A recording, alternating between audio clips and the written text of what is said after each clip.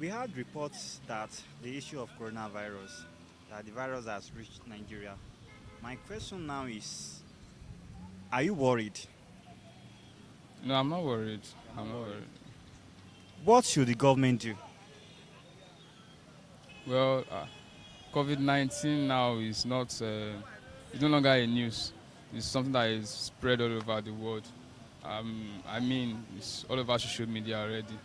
And I think Nigerian government should make sure that, for instance, now there are some local settings in Nigeria that I believe that most of them might have not heard about this disease.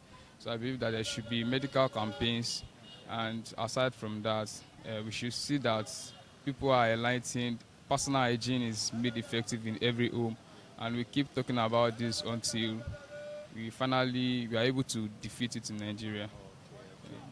Then what can you do for yourself to stop spreading it? I don't have coronavirus, so Man, I'm not going to spread it. I think most diseases are caused by lack of very good hygiene, and probably sexually transmitted. Aside from sexually transmitted diseases, so okay. I should make sure that I stay immune to all these viruses. So personally, I work on my hygiene and my immune system.